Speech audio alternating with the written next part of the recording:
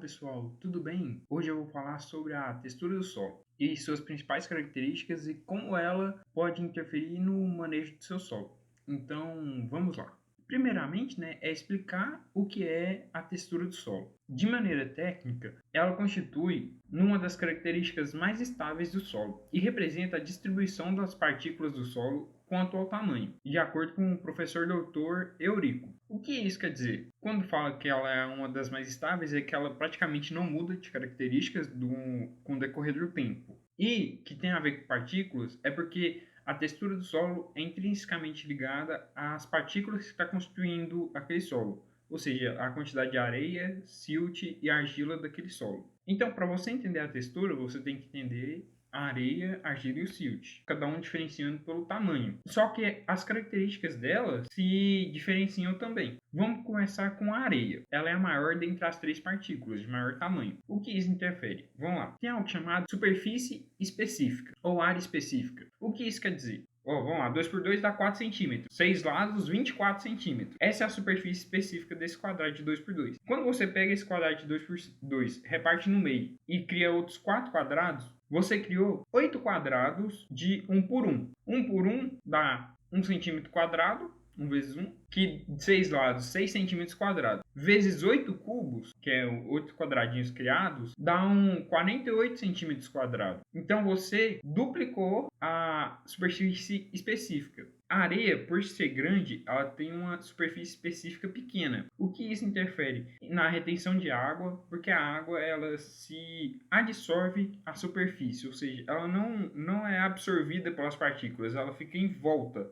O professor meu de pedologia, de introdução, a esses aspectos de solo, ele falava que é como se fosse o granulado do brigadeiro. O brigadeiro é a partícula e o granulado é a água, porque o granulado fica em volta da partícula. Ela não entra na partícula, fica adsorvida. Esse é o efeito da adsorção. Então, ela absorve menos água comparado com os outros. Ela deixa mais ar entre as partículas de areia, como se fossem bolas do lado uma da outra, que nem nessa imagem aqui. Como a areia é de tamanho grande, entre elas sobra como se fosse uma estrela, nesse exemplo. Não é bem a realidade, não é para exemplificar. Sobra esse espaço entre elas. Esse espaço é o ar, principalmente ar e água, Quanto mais arenoso o solo, mais ar vai estar dentro dele por causa desses espaços vazios. Outro fato importante é a CTC, que é a capacidade de troca de cátion. Não é a capacidade de troca em si, mas é como isso tem a ver com a partícula. Ela tem a ver com a área específica. Os nutrientes, eles ficam colados na superfície da partícula por forças químicas, ligações químicas, e não é necessário agora. Então, quanto maior a superfície específica dele, mais nutrientes vão ter espaço para ir grudando, Então, como a areia é grande, ela tem um espaço total menor do que as outras partículas. Então, o principal é que ela retém menos água, tem mais ar entre elas e a CTC, ou a retenção de nutrientes, é menor. No silt, ele é intermediário. A retenção dele de água é mais ou menos por causa do tamanho. A aeração é mais ou menos por causa que ele consegue já fechar menos espaço. A retenção de nutrientes também é mais ou menos. O principal ponto do silt é os aspectos do intemperismo. O que acontece é que tem 5 fatores: o material de origem, o relevo, o clima, o tempo e os organismos vivos. Esses 5 fatores fazem o intemperismo. No silt, ele é mais favorável para receber esse intemperismo. O intemperismo age sobre ele de maneira mais consistente, mais fácil, entre aspas. Principalmente o intemperismo hidráulico, que é quando a água bate nele e ele começa a diminuir e perder matéria. A argila é o principal para entender o contexto de textura de solo, porque, por exemplo, quando você vai fazer interpretação de análise de solo, a argila é muito importante por causa que ela que embasa as dosagens de fósforo no solo. Tem as faixas de porcentagem de argila na literatura, e essa porcentagem vai ter a ver com a quantidade de fósforo que você tem que aplicar, por causa que tem o efeito de fome de fósforo. Esse é o melhor nome para explicar. É a fome de fósforo do solo. E a argila está ligada a essa fome de fósforo. Então, ela é, entre aspas, a mais importante das três partículas, tanto para o manejo, para conhecimento, para tocar a propriedade. O que acontece é que ela tem uma alta retenção de água por causa da superfície específica. Ela é um material muito pequeno, então ela tem uma superfície específica muito grande totalizando. Então, ela vai reter melhor a água, vai deixar menos ar. Então, se for um solo muito argiloso, tem que ficar ligado com essa questão de ar, por causa que as raízes também precisam disso, os micro-organismos que vivem debaixo da terra, que são aeróbicos. Os anaeróbicos não necessitam, né? Aeróbicos que precisam de ar, anaeróbicos não precisam. Os que precisam de ar embaixo da terra para sobreviver. E a CTC dele, a capacidade de absorver né, de se ligar com os nutrientes é muito grande por causa da superfície dele e das forças elétricas que estão envolvidas. Beleza, mas como isso pode me ajudar a conhecer sobre as partículas, qual é a constituição do meu solo? Então vamos para a prática, uma explicação mais consistente. Existe o triângulo textural, que nele você determina a classe textural do seu solo, com base nas porcentagens de areia, silt e argila que vem na análise de solo. O solo normalmente vai ser determinado em muito argiloso, siltoso, arenoso, essas classes. Tem jeito de acordo com o triângulo textural, tem jeito de classificar de forma mais específica ainda, com franco-arenoso, franco-argiloso, franco-argilo-siltoso, e por aí vai. Então, como você faz isso? Quando você faz uma análise de solo, normalmente tem análise física também que vem nela, que é a análise de porcentagem de argila, silt e areia. Com esses dados, você joga no triângulo textural e consegue saber a classe textural do seu solo e consegue entender algumas características, como eu falei antes. Aqui no PDF do professor Dr. Eurico, que eu já utilizei lá no começo para falar sobre o que é tecnicamente a textura de solo, tem uma tabelinha também que eu vou colocar agora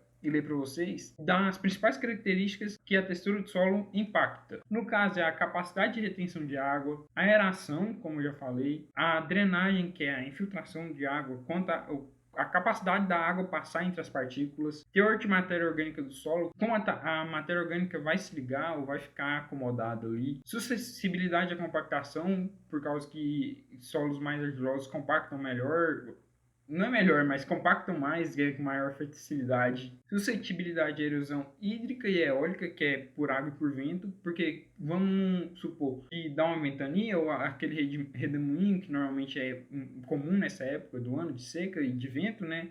As partículas mais leves, que no caso é a argila, por ser menor, vão voar mais rápido ou mais longe, então vai ter uma perca de solo aí por causa disso. Então ela tem alta capacidade do vento levar ela, ao contrário da areia. A capacidade de construção de barragens em aterros, porque, assim, barragem em aterro tem que estar tudo muito bem compactado para não deixar a água passar. Se for um solo arenoso, vai ter os espaços de vazio. Se for argiloso, vai diminuir esses espaços vazios. O melhor mesmo é ir montando um quebra-cabeça. Areia, aí no espaço vazio dessa areia colocar silt e entre os silts e colocando argila. Então vai ficar tudo muito compactado, espaço de vazio bem pequeno, vai ficar show de bola a barragem ou o aterro que você quer montar. A capacidade, o potencial de lixiviar poluente, né, que é mais ou menos dos poluentes descem em profundidade, ou nutrientes mesmo também descem mais em profundidade, dependendo da classe textural do seu solo, e a resistência ao pH, porque tem algo chamado no solo que é o efeito tampão. Esse efeito tampão é quão rápido o solo muda o pH, principalmente quando vai fazer cálculo de necessidade de calagem. Em solos com baixo efeito tampão, os pH muda rápido, tanto para melhor quanto para pior. Com alto efeito tampão, o solo demora mais para mudar, ou seja, precisa de maior quantidade de calcário, vai mudar com mais tempo, vai precisar de mais calcário, vai demorar mais tempo, só que ele também vai perder mais tempo. No arenoso, que tem um baixo efeito tampão, ao contrário do argiloso que tem alto, você joga pouca quantidade de calcário, já muda o pH para níveis bons e ele desce também para níveis ruins muito rápido, por causa desse efeito tampão que é baixo. Então, ficar ligado na classe textural é muito importante para você, principalmente, entender esses requisitos, esses principais itens que tem a ver com o seu solo.